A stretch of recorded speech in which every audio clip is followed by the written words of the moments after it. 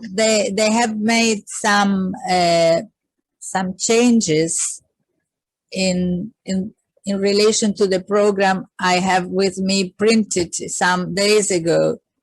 So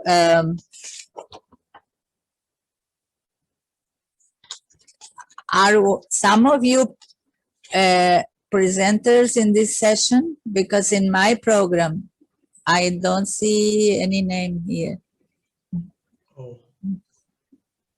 I'm presenting in this session, if I'm not wrong, Siddharth here.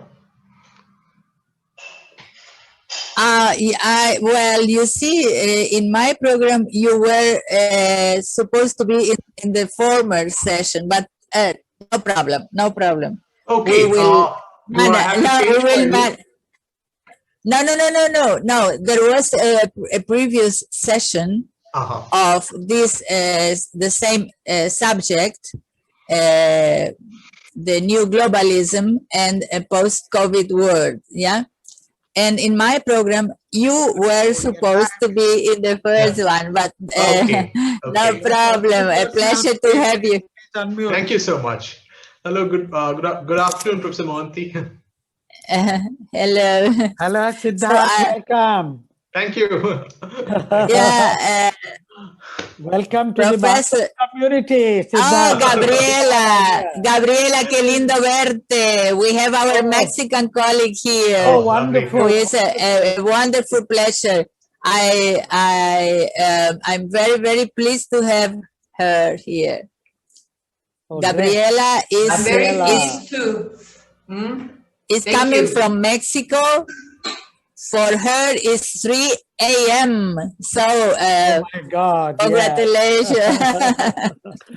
Thank you. Yeah. So we have to embrace you. Yeah. Excellent. I do too. I do too. Lovely. Yeah. So I think all our speakers have come. No, not Monica all. is not here? No, but Manu, we will have a very, very important and multinational session. Yes, and absolutely. I in the program I had printed. Siddhartha was in the other session. I was in this session, and so in this session we will have 6 participation, I think. But my participation I can just reduce to some comments. No. I think we will have all of you. No, we have actually 1, 2, 3, 4, 5. Monica, Veduta, Siddharth, you, and Gabriela. 5. So we will have 12 minutes each, and then have I missed any name? Yeah, Elena Veduta is not. Elena Veduta is not. Elena is not with us till now. Okay. No. Then we have that will make it 4. Then we can have 15 minutes. Yeah. Let's see if she is coming. Monica is coming. Good morning. Good afternoon, Monica. Excellent. Good morning. Has Monica joined? Okay. Hello, Monica. Yeah, Monica is here. Yeah. Oh, great. It's very early here in Brazil. Yeah. We were in another session before. Manu and I were working at 5 o'clock in the morning, right? Yeah. I put my clock at 4:15. So I suggest to be Gabriela to be the first, because she's afraid of some problems and communication problems that may occur. Yeah, so perhaps we'll have the following order then. Gabriela, Monica, Veduta if she comes, Siddharth, then Beatriz will be the last. Okay, great. Okay, friends, this is a very important session. The context is COVID, but COVID in a larger context of so many trends in the recent decades of the global process. What we want to hear is how do we interpret the COVID experience in the historical context and envisage a future which can inspire us to present some alternatives in course of the future of the NAM and Bandung forces. With these brief words, I will invite the speakers. Now, each speaker will take about 12 minutes. Maybe can we make it 15 minutes now? Now that you are four of us. Yeah. I think okay. so. Yeah. Okay. 15 at minutes. Least at this moment. Yeah. So 15 minutes. So the first 1 minute you tell about your present location and your latest work. so that that is our brief introduction. Only for Gabriela, I should say I'm in Delhi. I'm a former professor of political science, Delhi University. Well, okay. Okay, now I will request Gabriela to begin. 15 minutes, and I will indicate at 12 minutes that you have 3 minutes more. We will have to manage the time. Should we ask everybody to introduce himself, perhaps briefly? Yeah. No, everybody at the start of their presentation, not now, at the start of their presentation. At the start of the presentation, yeah, absolutely. Okay. Yeah.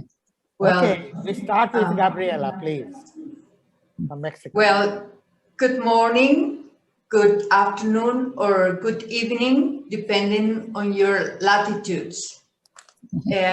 From the Abianahuac continent, also called America, I am especially grateful for the invitation to participate today, Friday, February 12, 2021, in this virtual interdisciplinary international conference of the Bandung Spirit Network, whose name alludes to what motivated the meeting that 66 years ago took place in the ancient capital of Indonesia between countries of Asia and Africa, to show their rejection of colonialism, to find different ways to achieve the welfare of their peoples without having to ally with the superpowers that at that time were the United States, Europe, and the Soviet Union, and with the idea of rapprochement and solidarity among the nations of the so-called Third World, in which Latin America is also considered, to continue to evolve and achieve peace. My name is Gabriela Vega Tellez. I am originally from Texcoco, and I belong to the Nahua people of the Valley of Mexico. Our geographical location is in the center of the country, on the outskirts of Mexico City in the eastern zone, which is the most overpopulated in Mexico and one of the highest rates of femicides and of contagious and deaths due to COVID-19, since many of the population faces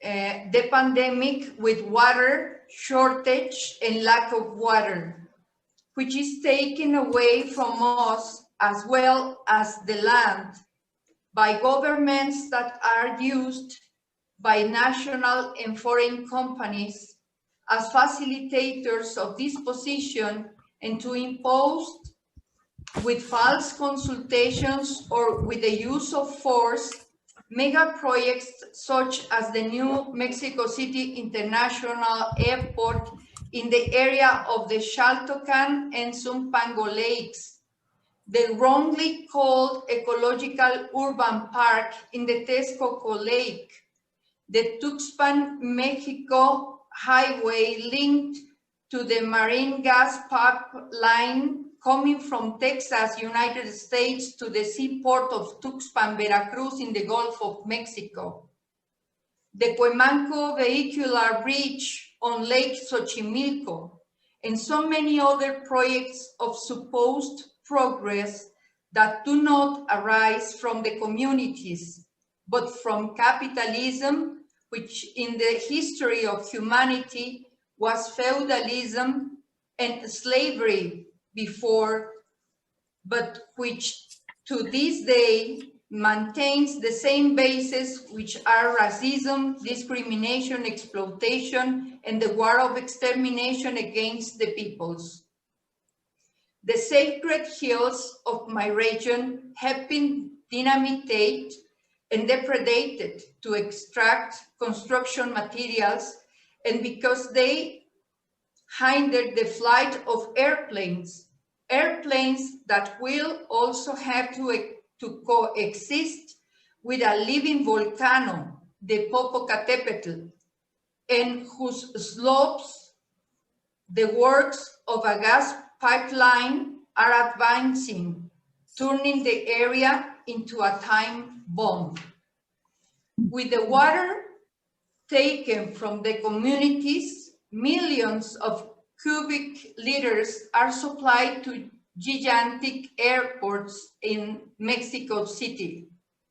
And as absurdly, due to the policy of centralization, urbanization continues, governments at the service of businessmen have continued the process of drying up the lake systems, piping springs and pouring cement into riverbeds, in addition to indiscriminate felling of trees, provoked forest fires, and the spraying of chemicals to inhibit rain and natural runoff, which is already causing subside in the soil, enormous cracks, and a considerable increase in ambient temperature. Likewise, urban areas do not use permeable materials that allow rainwater to filter through the recharge aquifers, and power lines and other utilities are overhead with priority over the life of the trees, which are mistreated, badly pruned, or cut down by the three levels of governments without distinction of party, preventing their full foliage from performing its function of transforming pollution into oxygen and being the habitat of pollinators on which humans depend for survival. For decades, companies and governments, through ignorance or corruption, have accepted to receive waste, mainly from Mexico City, but also from other states and even from abroad, especially from Canada and the United States. The old mine shafts in the mountain area were filled with toxic sludge, and throughout our territory, there is a system of sanitary landfills that do not comply with the official standards, and enormous and illegal open-air garbage dumps, such as the one in the Jico Lake area between Valle de Chalco and Tláhuac, and even a radioactive waste storage center, CADER, in Temascalapa, where the population faces high levels of contamination, serious health problems, and death from cancer, especially among children. But this desolate panorama, unfortunately, is not exclusive to my region. In Mexico, there are other mega projects that are advancing against the will of the people, and even at the cost of our sacred places and the freedom or life of those of us who defend nature, our cultures, natives, languages, clothing, traditional medicine, forms of community organization, education and ancestral knowledge, self-government, uses and customs.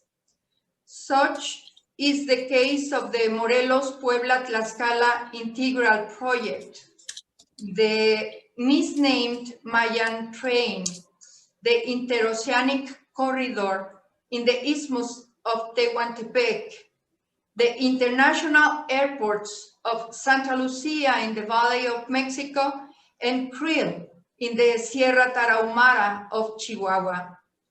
Open pit mining in hundreds of indigenous territories, hydroelectric plants, thermoelectric plants, and a network of gas pipelines that cross borders and provoke indignation and protests from original peoples in British Columbia, Canada, North Dakota, United States, Mexico, Guatemala, El Salvador, Honduras, and even in the Amazon, in the middle of the rainforest, where governments that call themselves progressive have called them green gas pipelines.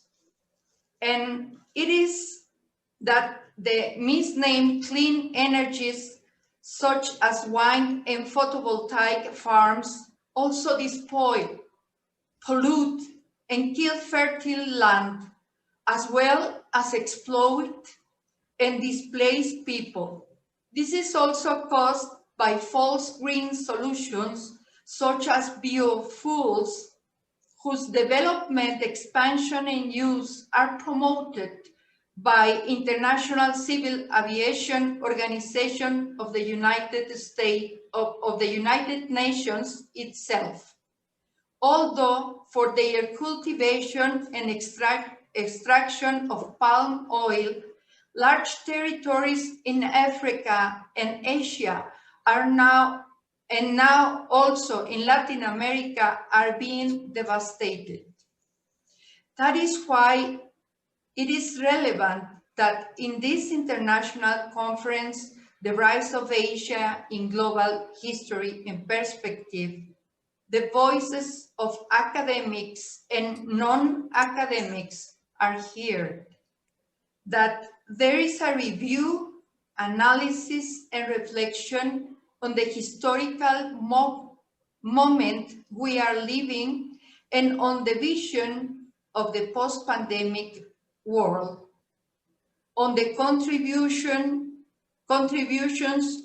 of the Bandung Conference of Samir Amin, who aspired to understand reality in order to change it, and on contemporary experiences with worldwide recognition, such as that of the Zapatista communities in Chiapas, Mexico, that are an example of autonomy in facts, and that together with members of the National Indigenous Congress and its Indigenous Governing Council will begin a tour of the 5 continents, tentatively starting in July of this year, 2021. I conclude my conveying the call of the indigenous peoples and the Global Assembly of the Amazon for support the event, the Jungle Screams, this February 26 and 27, 2021, and dedicating my participation in memoriam of Heriberto Salas Amac, co-founder of our organization and consul member of the National Indigenous Congress for the Nahua people of the Valley of Mexico, who died 7 months ago, victim of COVID-19. Thank you so much. Thank you. That was first of all, a vivid picture of environmental destruction, exploitation of the natural resources, and then your information about the solidarity tour by the Zapatista community of the 5 continents, and your very moving tribute to your colleague who passed away during the COVID. Thank you very much. That was a very important contribution. Thanks to all of you for this opportunity. Yeah. And I didn't have to even indicate the time because you were concluding on time. Thank you so much. Sorry. Stay with us, please. We will have a round of questions after this. Yeah. Thank you. And now I have great pleasure to invite Monica Bruckmann. Monica, please. Thank you very much, Manu. It's a great pleasure and happiness to be with you this morning. It's so important to think this crisis and beyond this crisis, which could be the future of humanity. I would like to share a presentation that I prepared. I probably won't be able to show all the slides, but at least some of them in these 10-15 minutes that we have, if you allowed me to. Please.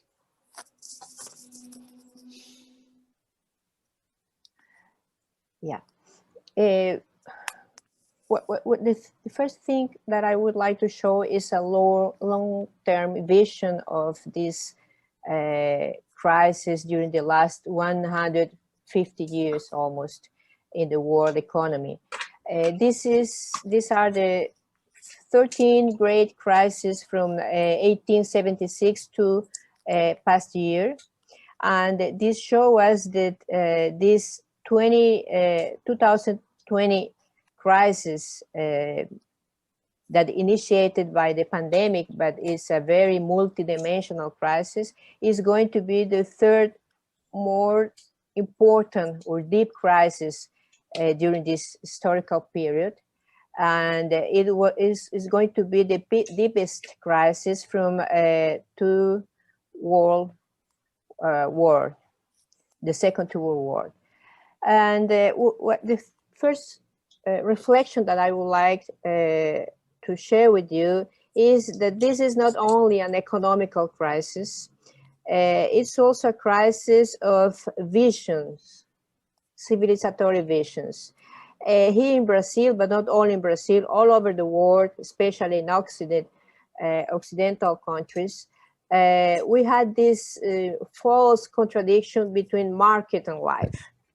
We have to preserve the market in order to save life. So first is market, first is the health of financial market especially, and the rest comes after that. This false contradiction, this paradigm of putting market over all other aspects of our community world, I think shows the crisis of this form of capitalism, of neoliberalism, and a crisis of a vision of life and a vision of developing, a vision of international relations and relations between the countries and regions of the world. And it's a crisis also because countries of the developed North, especially Europe and United States, won't be able and were not able to control the pandemic in their territories. Not even the pandemic and not even the economical results of the pandemic. And this shows that neoliberalism is not only in crisis, which we saw since the end of last century, but also this crisis is so evident this year of 2020 in all these aspects of health, public health, economically, and in the possibility of governance of the neoliberal globalization as an hegemonic way of organization of life in the world. I think that we discussed about this the first day of our meeting, and I think it's correct to say that this pandemic crisis, COVID-19 crisis, show the deepness of this inability of manage the system of the neoliberalism globalization. And what I would like to show very briefly here is that these are the perspective of the world economy by FMI found that shows that the impact of this world economic crisis in the developed countries is going to be much more deeper than emergent countries, like especially in Asia. You see that in 2020, while all the economies are reducing, are very impacted by the crisis, China is the only country that was able to grow the domestic gross product growth 2.3 last year. It's because it was the first country able to control the epidemic, the pandemic in their territory. And if we see the projections for 2021 and 2023, we see that Asia is going to be the region where economic growth is going to happen, and the world economy is going to be pushed by these two countries, China and India. So the world that we are living in this exact moment is very different than the world 15 or 20 years ago, where Asia started to emerge as a region of a very important economic dynamism, but also where we are having the possibility of think in a world with a different world order, I would say. What are the main movements that we are seeing in terms of geopolitical movements with changes in the world system? These changes, of course, are not changes of the last 12 months, but are changes that we have been seeing during the last 2 decades, but they have been accelerated during the last year. First of all, a displacement of the economic dynamism of the world system from the developed north to the emerging south. Second, from the Western countries to the Eastern countries. And also this displacement of economic capabilities have a reflection in a new geopolitics of technological scientific development. I would like to put just 3 examples: communication and information technologies, 5G technology for internet, which is not only a commercial word like WordPress put in 2019, like it would be a confrontation between China and United States, a commercial confrontation. Is much more than that. It's a geopolitical confrontation, and it's a reorganization of the local capabilities of production of science and technology. Change on energy matrix, which is led by China now. China is the country that invests the biggest investment in clean energy and production of electric cars, and all the transition passed by the investment and the production of clean energy of China in first place in the world, and the second place Europe and United States, but very far away from China. And these local capabilities of scientific and technological production.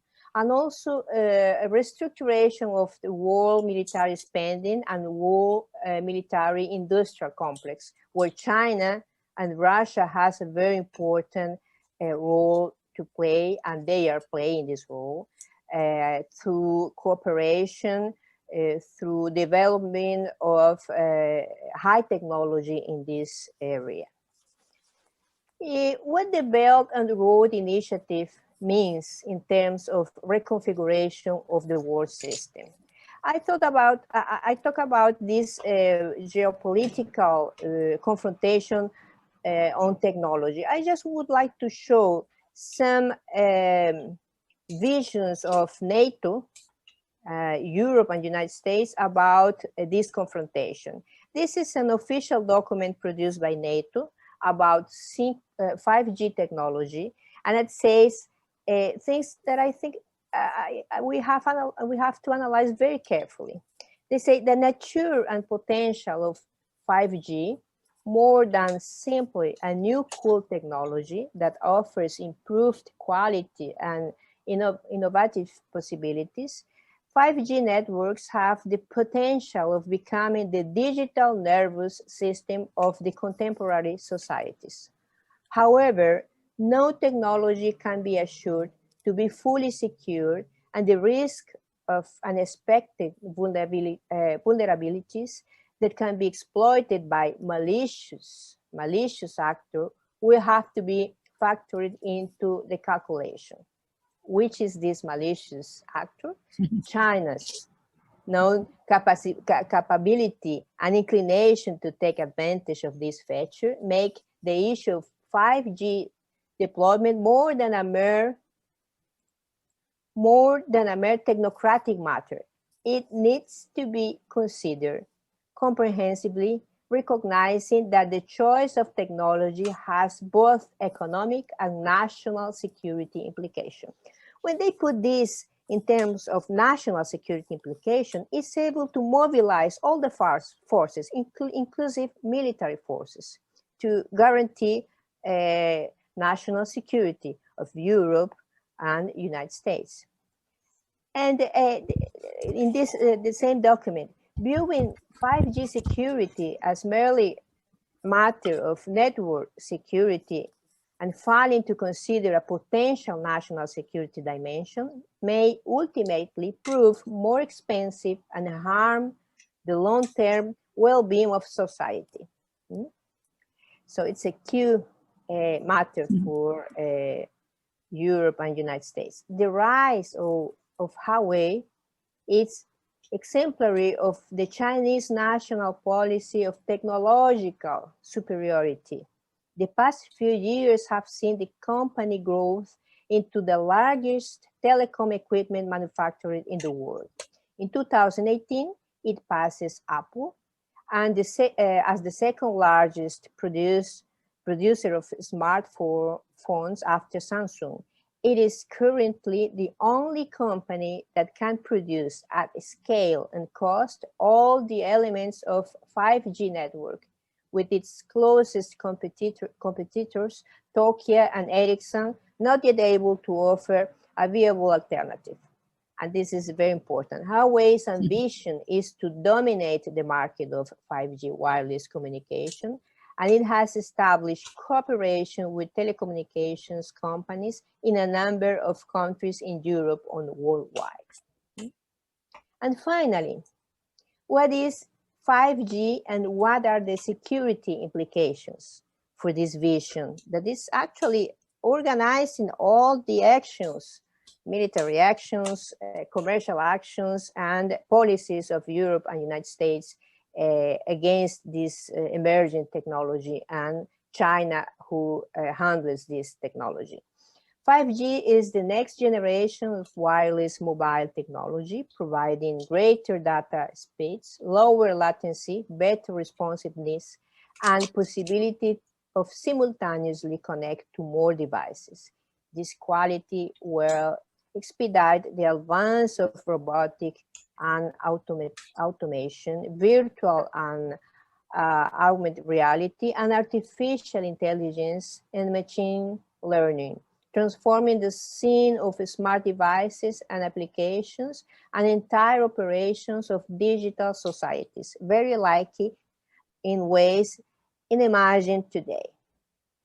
So I think that we are seeing that there is, at least I am part of the scholars that think that we have been seeing displacement of hegemony from United States to Asia, to China. And now we have very paths that can be possible to develop in the future. And I think that the most probable path would be the multilateralism as a way of create a new order in the world. I don't think we will have a new Cold War between China and United States. I think that what China is doing with this Belt and Road Initiative, which map I am showing in the screen right now, is not only a plan of big corridors of infrastructure between China and Europe, high-speed trains and transportation of oil and gas and products. And now it's maybe the most important coordination and growing coordination agreement in the world after United Nations. If we see now in United Nations, if I am not wrong, we have as member of United Nations around 193 or 95 countries of the world. Nowadays, in 2021, 138 countries are part of the Belt and Road Initiative. 34 from Europe and Central Asia, 6 from Southeast Asia, 25 of East Asia and Pacific, 38 from Sub-Saharan Africa, 17 from Central Asia and North Africa, and 18 from Latin America. And maybe Argentina is going to be the 19th country being part of this very and great collaboration agreement through the coordination of China. Monica, you have 3 minutes more. Most interesting though. These are the countries. I am not to stop here. These are the cooperation priorities. I think that this Belt and Road Initiative is working as a big space to have sub-coordination agreements like this Euro-Asian Economic Union. And this new one that was launched a couple of months ago, the RCEP agreement, that includes Australia with this influence area of United States. So what we see here is an economical decline of Europe and United States that were not be able to overcome the crisis of 2008. And now we have another crisis that impacted even more these countries with huge levels of unemployment, underemployment in these countries. A country like Spain is going to be had around 25% of unemployment this past year, and will have something like similar levels of unemployment for this year, 2021. So the impact is very strong, and the emerging countries of Asia are showing the possibility of overcome more quickly this economical crisis. I am not going to. This is a very important point of the ideas that I would like to share with you for our collective reflections. That the Chinese foreign policy is based in 5 of the 10 principles of peaceful coexistence launched in Bandung in 1955. They are even part of the constitution of the People's Republic of China since 1982.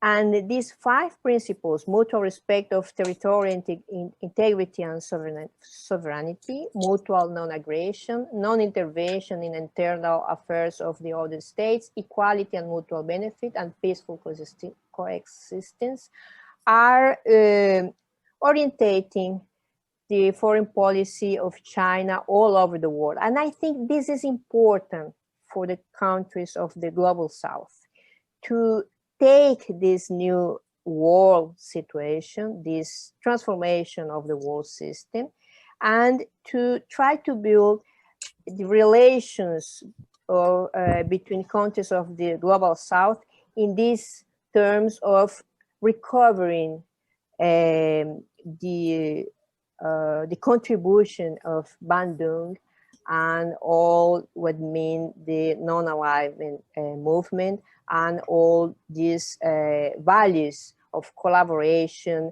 of respect and sovereignty. Well, there is something very important that was put by President Xi Jinping at the last conference of Davos a couple of weeks ago, where China put that production and distribution of vaccines has to be, we have to make of it a public good. And this is a main and maybe the most important thing to discuss in this conjuncture of very deep health crisis in the world. To put the vaccine as a public good and to put the possibility of everybody in the world be able to accede to the vaccine, I think is, in this moment, the most important public policy and world agreement that we could have. But of course, this is not only a matter of an economical crisis, a matter of different ways to manage this crisis, this multidimensional crisis, but it's also a matter of different civilizatory visions. And in this point, I just would like to finish. Remember what Teotonio dos Santos, our scientist, sociologist, Latin American scientist and sociologist, one of the formulators of dependency theory, put some years ago about this definition of planetary civilization.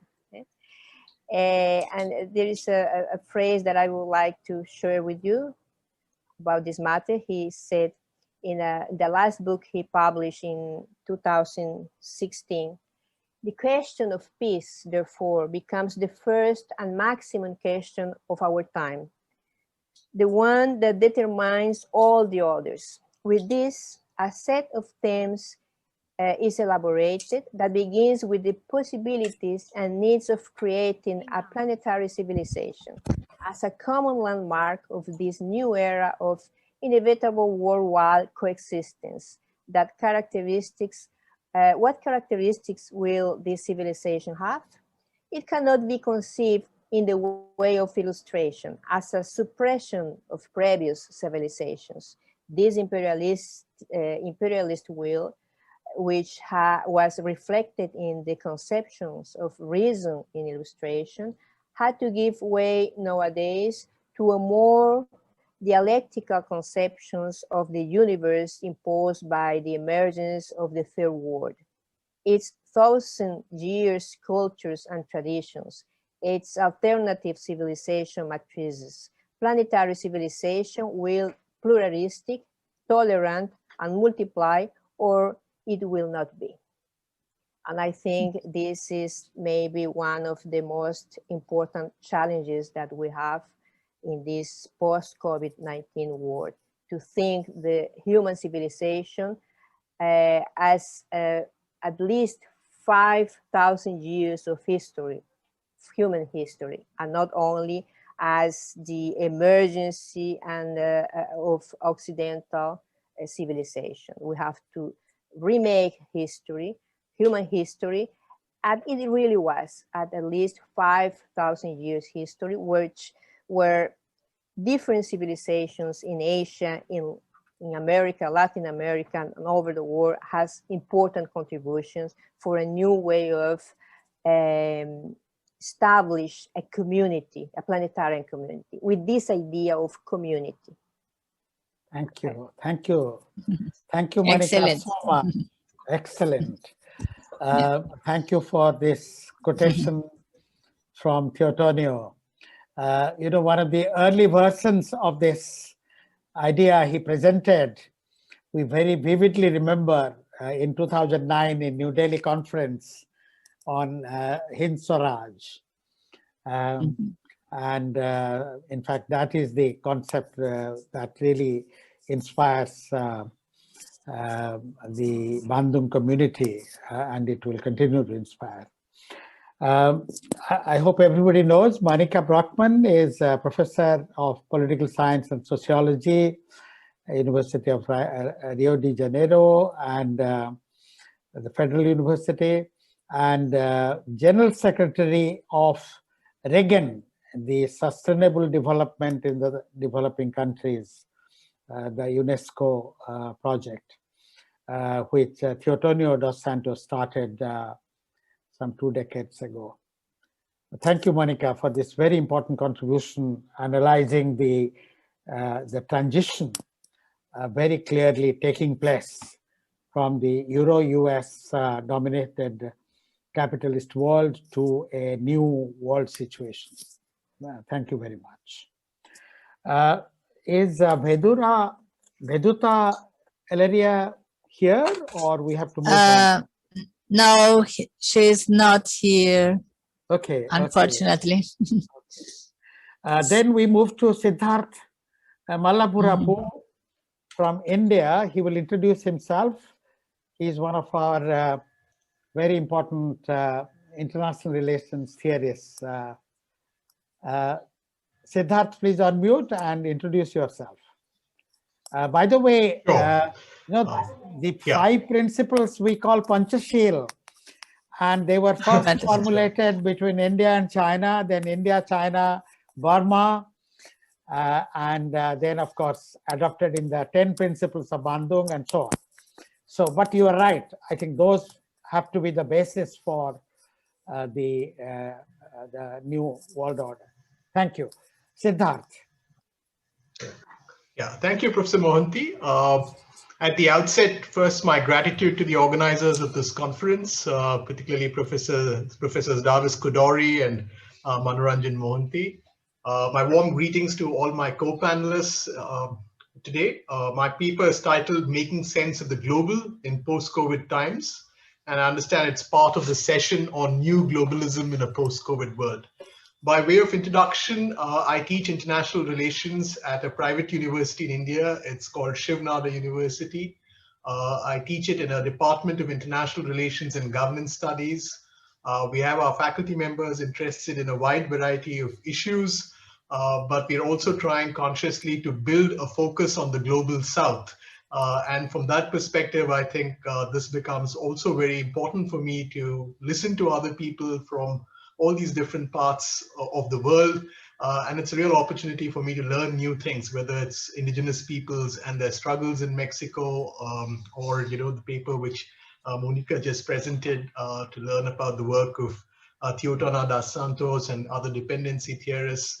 I think there's much that I can benefit from in settings such as these.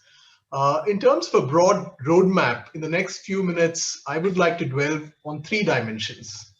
The first relates to harking back to the significance of the Bandung moment to make sense of our world today and into the future. The second is an observation from the disciplinary point of international relations of how this moment is being interpreted and why we need to step outside that box. And finally, a case for a world people's history of COVID-19, which would help delineate some important lessons from this experience while envisaging the likely global in post-COVID times. So to begin with, first Bandung. There has been a spate of good recent writing on Bandung for over a decade now, particularly over the last few years, partly to commemorate the moment 50 years later, in 2005. While I've sought to immerse myself in some of that literature, for today's session, I would like to draw attention to one particular contribution, which I thought is particularly prescient from our perspective.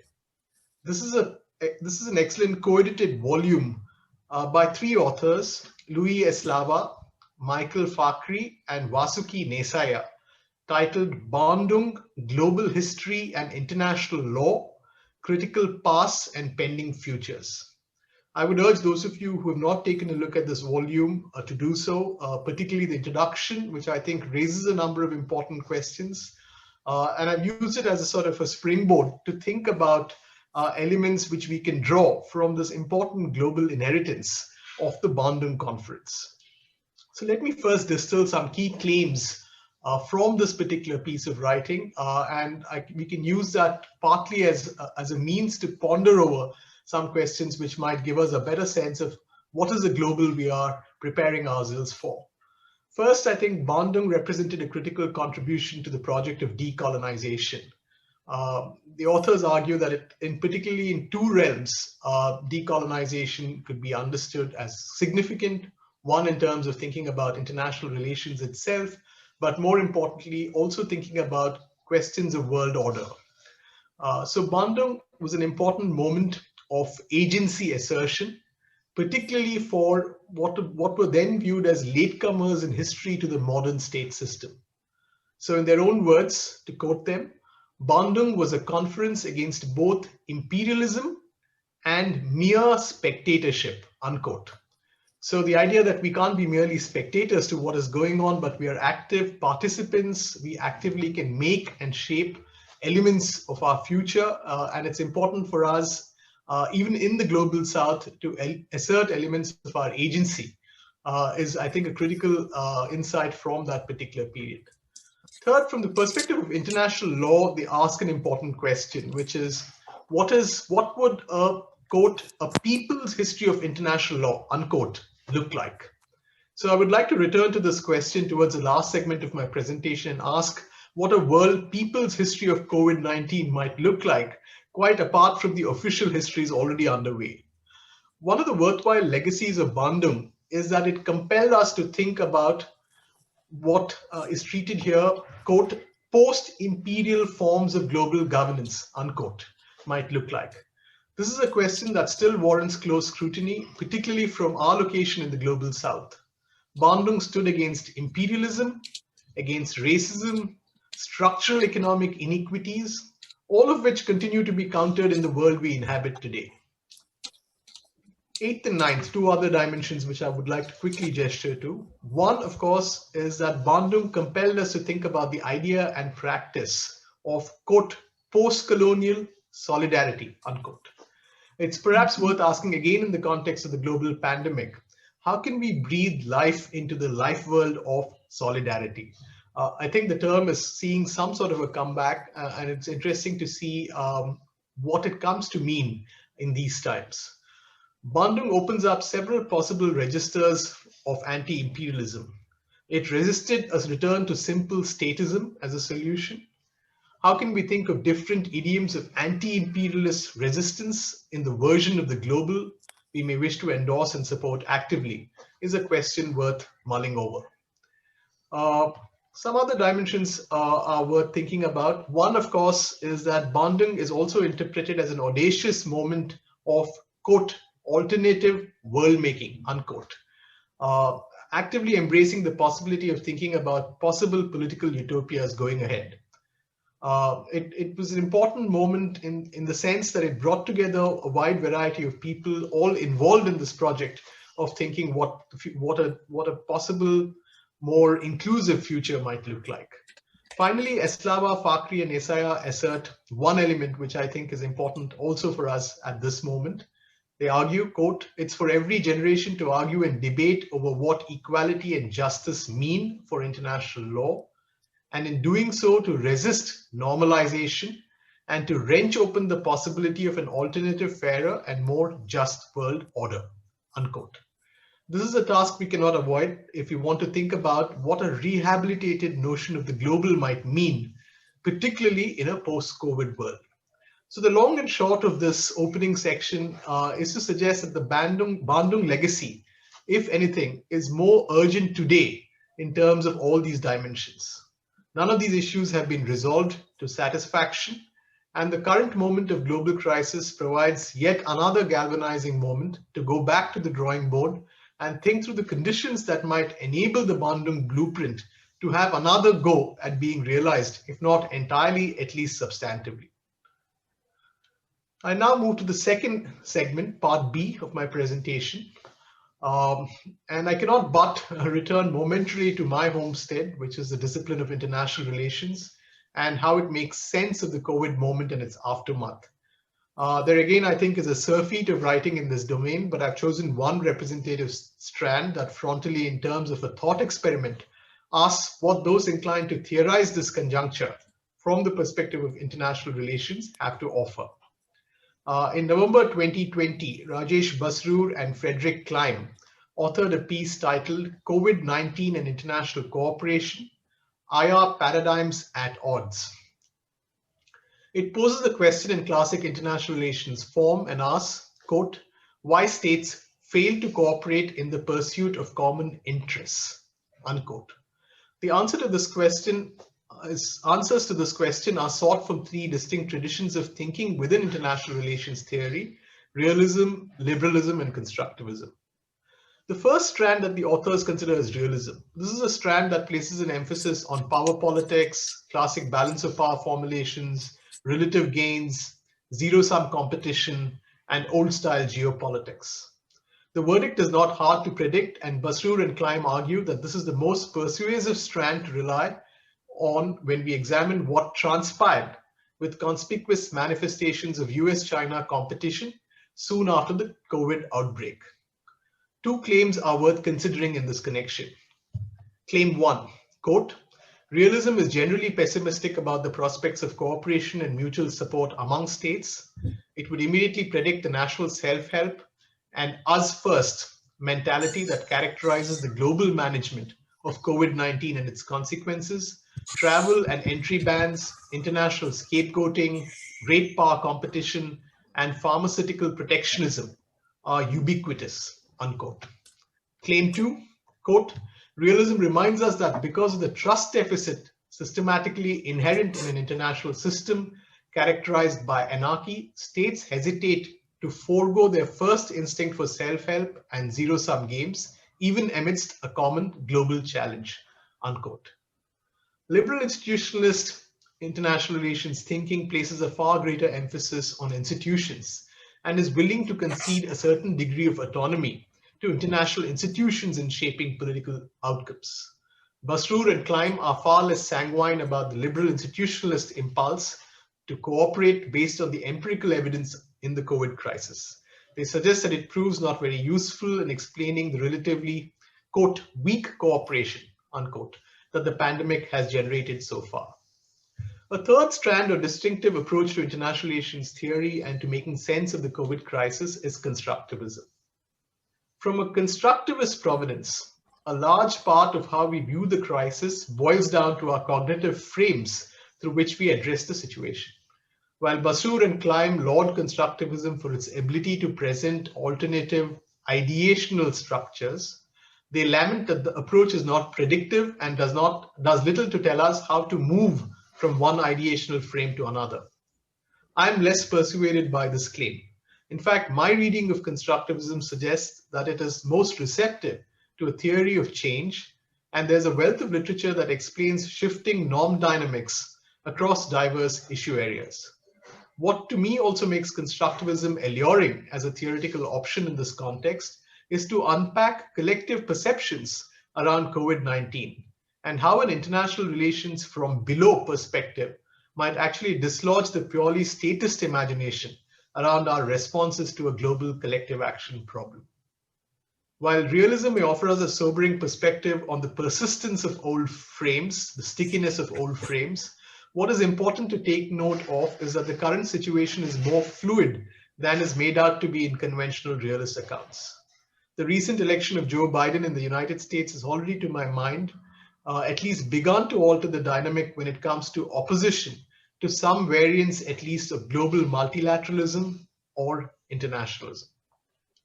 Part C, the final section, and I'll keep this also brief so that we have time for a discussion as well. This is a section where I want to return to the tropes of Bandung again, and the idea that a people's history of COVID-19 might provide us useful pointers to think about the global and post-COVID times. An excellent point of departure for me to examine narratives from different parts of the world in relation to their specific experiences surrounding the global pandemic was an edited book by Ilan Stavans titled "And We Came Outside and Saw the Stars." What is particularly attractive about this collection of writings, I think there are over 53 writings from around the world where people chronicle and bear witness to what they see around them in their own cultures, in their own societies, in their own local contexts, and seek to decipher the COVID situation from these diverse corners of the world. It gestures to a whole range of possibilities, some of which are dystopian and some of which you could argue are utopian. The truth in all probability lies somewhere in between, but what these narratives do offer to me is a grim reminder of the incompleteness of the Bandung project and the need to give it a fresh lease of life in our renewed efforts to construct the global in the 21st century. I seek your indulgence as I share some brief excerpts.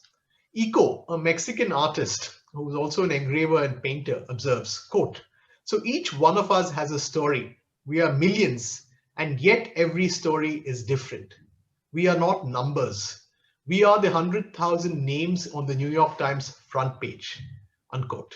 Further, he adds, quote, "Now the Katrina is wearing a face mask and she's not laughing anymore," unquote. Khalid Al-Bay from Sudan, in his own words, suggests the following, quote, "I'm sorry to break it to you, but your new normal has been the old normal for billions of brown and black people around the world. For many of us, restrictions, repression, and deprivation have been a constant feature of our whole lives," unquote. In more prescriptive vein, he suggests the following, quote, "I do hope that the Western world and the rest of us will treat this experience as a wake-up call and keep our promises for change. We should remember we're all in this together.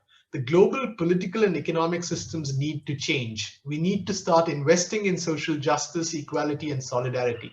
This should be the new normal we seek to establish," unquote. Georgi Spiro, a Hungarian writer, notes for the following, quote, "The crisis has revealed that in the globalized world, societies that are differently structured in principle function in similar ways. The ability to surveil the individual and to make them subservient to the central will can be perfectly attained by technical means. Ideologies based on the blessings of the right of individual freedom have departed a long way from the practice. Where respect for individual has never existed, modern technology may be introduced against anyone without a qualm," unquote. He goes on to observe, quote, "In the very beginning, when its outbreak was being kept secret, the pandemic became a worldwide epidemic of lies. Since then, with the exception of the honest elites of one or two more favorite countries, lying has become the global norm." And Ilan Stavans, who put together this interesting collection in his introduction, had the following to say, quote, "It isn't surprising that the official approach to the pandemic was initially forensic, with an insistence on numbers. How many deaths and infections per day in a given hospital of a given city in a given country? How long a possible vaccine could take us to bring us all out of purgatory? And so on, as if suffering could be quantified, ignoring that each and every person lost was unique and irreplaceable," unquote. And Stavans, I think, further suggests very briefly the last quote here, quote, "Although the misfortune arrived at a time when the essential tenets of globalism were being questioned, tariffs imposed, borders closed, immigrants seen with suspicion, the pandemic was planetary, hitting wherever people did what people do," unquote. To conclude, I have no doubt in my mind that the legacies of Bandung have to be creatively exploited to answer many of the questions that we are faced with globally today. Imperialism is still around, as are the attendant race, class, gender, and caste divides. It's a world marked by deepening inequalities in income and wealth terms, and there's need to rethink the political economy of global economic distribution if we are to make more fundamental changes. Decolonization of knowledge systems remains an incomplete project, and the idioms of global political solidarity in the face of a planetary crisis will have to be thought afresh. The new global and the post-COVID world, to me, will need to emerge from this crucible of Bandung sensibilities if it is to have any serious chance of flourishing in its next avatar. Thank you for your patience. Thank you. Thank you so much, Siddharth. I think that's a professional, creative, IR theorist construction of the Bandung legacy most creatively.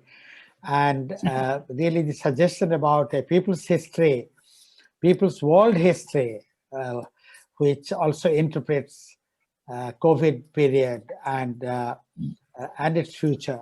That was most interesting. Thank you very much. Thank you. We now turn to our last presentation by one of our co-chairpersons, Professor Beatriz Bissio. Thank you, Manu. A great pleasure to be here as co-chair and as a speaker in this very, very interesting session, and with such a beautiful company, important company. I loved one of the quotes, epidemic of lies. Epidemic of lies. Yeah, absolutely. I think this is a very inspiring description of the moment we are in. So I will start with a very common reflection we have been hearing and reading. And so it's this metaphor that the paralysis of life during this quarantine we are in have allowed to see more clearly what was cloudy before, the best and the worst of each society, and the decline or the failure of the Western capitalist proposal for the whole humanity. Yeah, I was thinking yesterday on this speech for today, and I remembered the historical sequences of epidemics.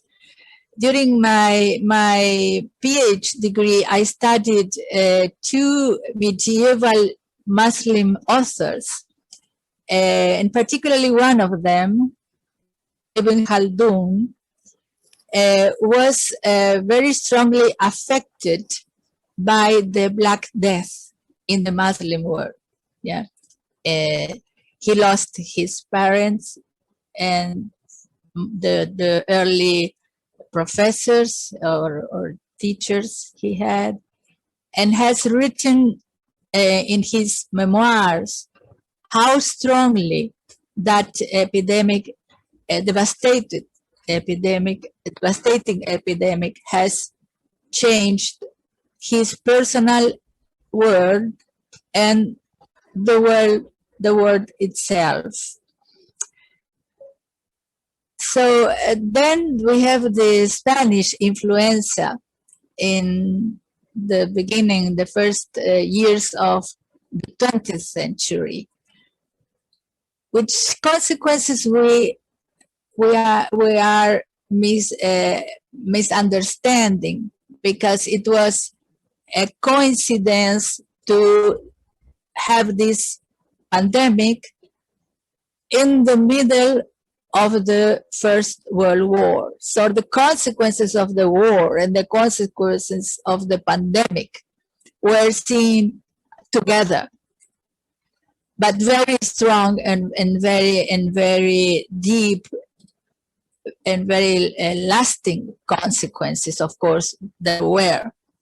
And now we are among this pandemic, but we have not the possibility to foresee exactly the consequences, because we are lacking what Brodel and Ibn Khaldun earlier told us. for an analysis, we need the longue durée, la longue durée, the perspective of time. But of course, we can have some ideas of the consequence of this pandemic. Yeah, and I think it's interesting to think the consequence in a long time of the pandemic in a moment in which we are celebrating the 75th anniversary of the creation of the United Nations system. That was last year in 2020. And in a moment in which humanity is facing so many threats, some of them perhaps irreversible because of the behavior of the main rulers, yeah? And already we are facing this pandemic 30 years after the Rio Earth Summit that showed clearly the necessity of changing the greenhouse gas emissions and to try to build up an ecological, human ecological global society. But we have been analyzing the situation now, and we can say that regretfully, neoliberal governance has at the moment the key, at least in most of the human society. And we have to have an alternative of that. And the alternative, Monica and many others have greatly defined, is a strong multilateral, excuse me, democratic system, yeah, with a new concept of security, for instance, because a huge percentage of funds are invested today in armament, military expenditures. So we should transfer those resources to health security, to education, yeah, and ecological purposes. And that means a new concept of lifestyle, yeah, of work, yeah, of social responsibility, yeah. So perhaps a new declaration of human rights with a focus on human survival, yeah. So I think that today, more than in other year or period, to believe that another world is possible, the World Social Forum important message, is vital. Is vital. And we have seen that there is no lack of diagnosis about the impossibility of capitalist system to give answers to the economic, social, environmental crisis we are in. We are not sure what the transition to a different system will be. We do not know that if the transition will be pacific or not. But we do know that it is urgent if we are willing to avoid an irreversible catastrophe. So shall we call this transition to a socialist society? Well, I think the name is not very important, but the content of the new system is what means really deeply.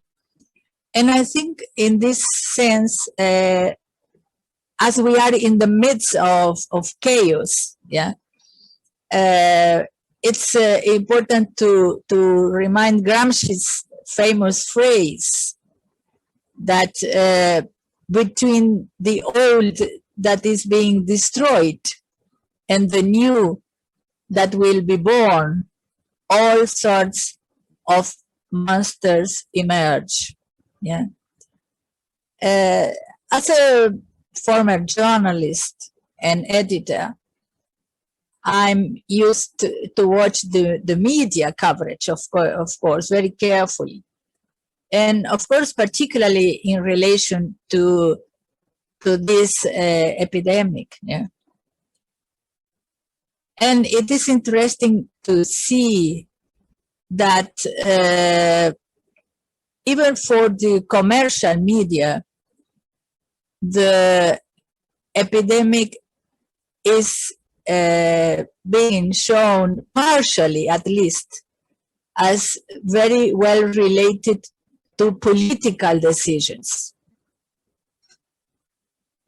Of course, the media has, the commercial media, the mainstream media has no possibilities to discuss in an honest way the predatory practices that are responsible for not only the catastrophe of the pandemic, but also, of course, of the destroying of the environment and for the exploitation and discrimination of hundreds of millions of human beings. This cannot be in mainstream agenda, of course, because they are part of this predatory model. Yeah. So they can't allow, the media can't allow the capitalist model and its consequences to be put in check. But they have at least to show the failure of most of the Western governments to give the urgent and correct answers to the crisis. This appears in the coverage, even in the most conservative media, because it's so strong, the fact that they can't avoid to show this, even though they are not connecting to the deeper problem of a system as a whole. Yeah. And of course we cannot expect them of a mea culpa to be part of the system and conspiring against human life. Yeah. But I think one of the challenges we have, and I have been repeating this, is to be able to really have another world as another world possible. We have to fight for hearts and minds. We have to create a narrative that can confront, that can compete with these truths, these lies that our colleague was mentioning, that are all day repeated. So this is a key issue, I think, for the immediate future. This dispute of narratives, of responsibilities, and of alternatives. Yeah. But as it was mentioned, Monica took this idea very strongly. We have, as humans, thousands of years of experiences, and mainly the old civilizations, legacy is able to show us some ways out of this trap. In Latin America, for instance, and we have here Gabriela as one of the representatives of these old civilizations in our continent. We have very rich experiences that can allow us to build a new society. And for that, we need a dialogue of shared knowledge. We have to avoid to be in the trap of Western knowledge as the one who will show the path for the future. The grassroots movements have big and very creative proposals for the transition to post-extractivist models, for the abandonment of monoculture, to ensure food security, for the option, as Gabriela was denouncing, of an energy matrix that is no longer based on fossil fuels, a matrix organized in a decentralized way and outside the impositions of the market. Beatriz, the same is another 3 minutes. Sorry. Okay, thank you. I'm finishing. The same is happening in Africa and Asia, as we have to build this inter and transcontinental dialogue. The indigenous people in Ecuador, Peru, Bolivia define this utopia as the society of the good living, in harmony between human beings and Pachamama, Mother Earth. I think this is one of the paths we have to think about a new common future. I'm convinced, as Monica showed us, that this rise of Asia, and particularly the way China is proposing this new model with a multilateral world, and this important initiative of the new Silk Roads, yeah, it's showing us a path for the future. I think we should complete this path with this new way of thinking, with this traditional thinking of this Mother Earth, Pachamama, this harmony between human beings and natural and nature. If we could join this extraordinary important project, Chinese project, with this new way of understanding our being in Earth, yeah, with this sense of responsibility to the new generations, intergenerational the responsibility. In this case, I can imagine that we have really, or will have, honored in a plenty way the Bandung spirit, with this common way of addressing the challenges we are facing. Thank you very much. Thank you, Beatriz. Thank you very much. That really completed the line of arguments, how to carry forward and win the battle of narratives in the face of epidemic of lies. And there the knowledge, the indigenous knowledge, the new knowledge that has been suppressed during the last 300 years or so, how that can be of great help. Well, we have about 5 minutes for discussion. Maybe the technical people can allow us for another 5 minutes, so we can have some discussion. And now it's now open. Who will, the panelists can ask questions to one another also. Yes.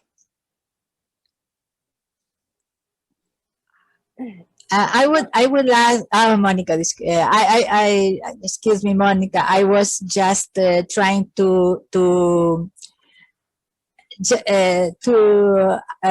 have Gabriela again with more deep description of these challenges you are facing and your proposal for international solidarity. Yes. Gabriela, please. Gabriela, si nos puedes explicar estas batallas que tú trabas y de qué forma la solidaridad internacional puede ayudar. Gracias. Bueno, te pido ayuda, de favor. Sí, claro.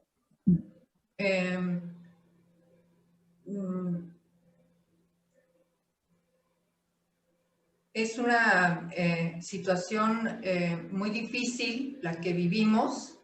This is a very difficult situation, but we live not only in my region, but in the whole country and the continent and the rest of the world. I feel privileged to have a voice here in this conference because I have struggle companions that have not this opportunity. They cannot even speak in their own countries or places where they are. They look for help from people, from all of us, from other countries to be a voice of them. That is the case of some parts of Africa or Istanbul, Turkish, for example, and even in Mexico itself. So I think this is an important reflection and an opportunity to review, to reflect about life. Also, original peoples have a strong message and a strong example in the practice. As Beatriz mentioned, well, this relation with nature, the ways of survival and to take care of life itself. So I think this is a very strong message. The whole world should take as an important guide because I hear and I tried to read, I'm sorry, but I didn't know about my participation since before, and I tried to read about this conference and I see that the discussion is about, for example, the governments. I think we need to discuss more about life itself. The discussions must be more simple and to go more for practice. I respect deeply the people that studies a lot and knows a lot at the universities, but maybe we need also have a formula like the one we are having today, and that's why I feel privileged because we have the opportunity to listen to each other in a different way with academics and not academics. That's very important. And also I could read a little bit about the discussions of rights and I would like to respectfully invite you not to think about this word, rights. It's only life. We are there. We breathe. We need food. We need to produce it. We need clean water, a clean air, and just to review what we are doing and try to have a fraternal dialogue and try to see life different since the origin. That would be my comment, and I apologize if I am not. I don't want to give a more complicated explication. That's all we need to take care. Life and to be in harmony, as Beatriz was saying. Thank you. Thank you. You don't need to apologize anything. Thank you. That is the greatest message. Life is the center of our attention. Monica, please. Yeah. Monica, what? Yes, I was thinking on something that Beatriz reminded us during her presentation, but we have been talking about this all the time since the beginning of the meeting. Another world is possible. I do think that after COVID-19, it's not only that another world is possible, it may be that another world is the only chance to survive as human society. I don't only believe in the possibility, but in the mandatory need that another world is needed urgently. Because this world order shows the total incapability to manage basic aspects of life, as Gabriela said. And I think that in this agenda, we have different levels. The first level is a basic level that I think that shouldn't have any discussion, that we have to put this in the international agenda, United Nations, and all other space of interaction between states and peoples. We need to have a public health and to declare health as public good. And excuse me, Gabriela, but I will say it as a human right. There is no discussion. There shouldn't be any discussion about this. Public health as a human right. Otherwise, it's not possible. We cannot think pandemia since national basis. Are we Brazilian going to think that if we control pandemia in Brazilian territory, it's going to be enough? Of course it's not. People circulate between our countries in the world. So if we don't control pandemia in the last place, in the last local, in the last country of the world, pandemia is not controlled at all. So vaccine and health that was destroyed by one way of capitalism that destroyed public health and this all structure that, for example,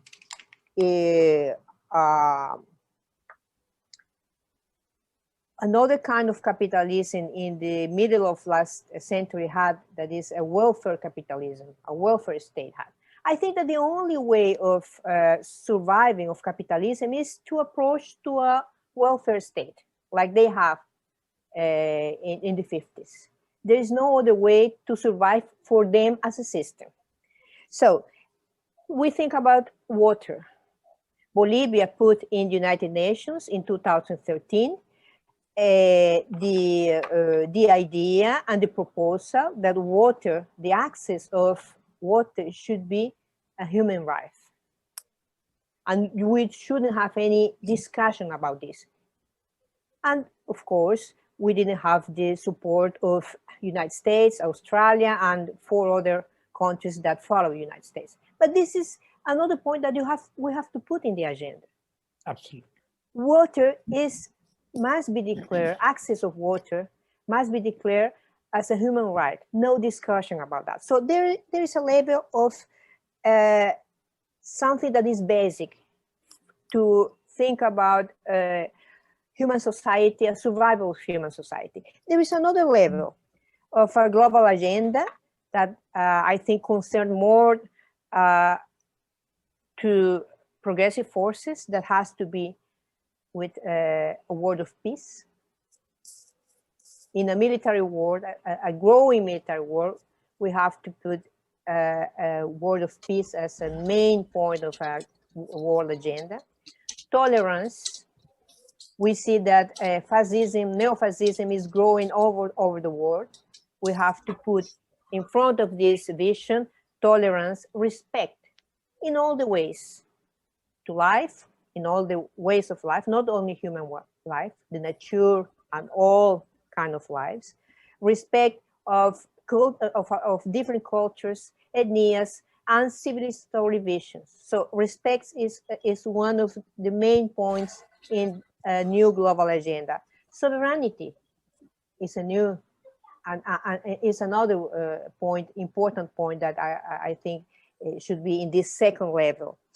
And this shared hegemony or multilateralism is not possible anymore to think in terms of a new Cold War or unipolarism. We have to think about the cooperation and collaboration as basis of a new world order.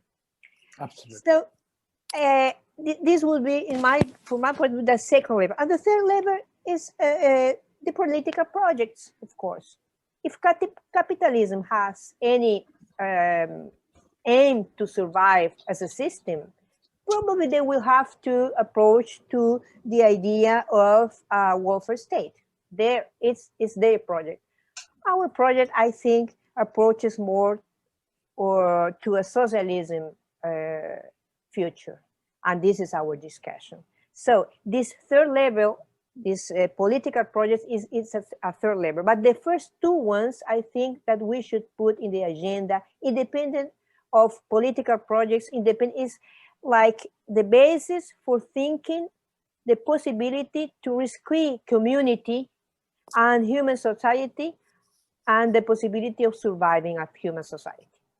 And the third level we will discuss. It is going to be part of our struggle in the future.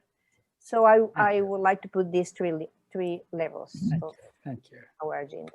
Thank you so much. As a proposal, of course.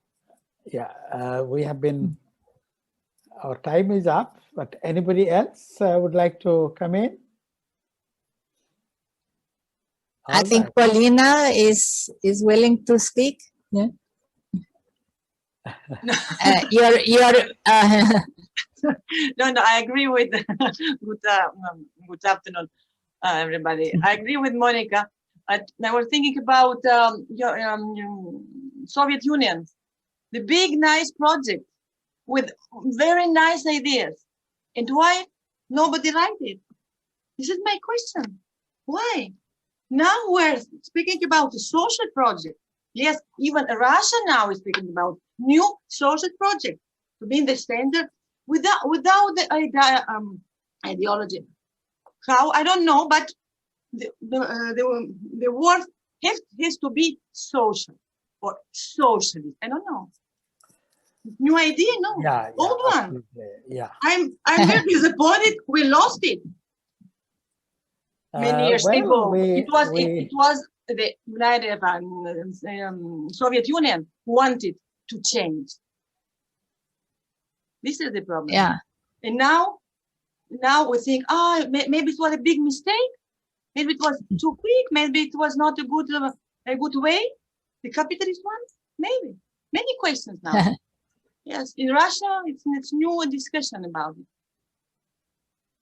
Yes, okay. I agree with you. I'm socialist. Thank you.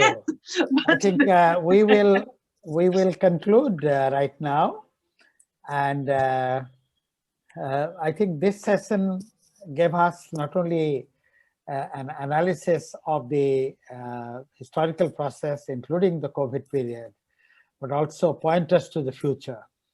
And, in terms of the new narratives that we have to build, and they are available. They are available with our people at the grassroots level.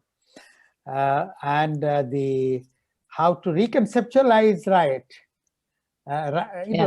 We talk about right to life, and rights are constantly being created through struggle. They are not the ones that liberal state or rulers give us.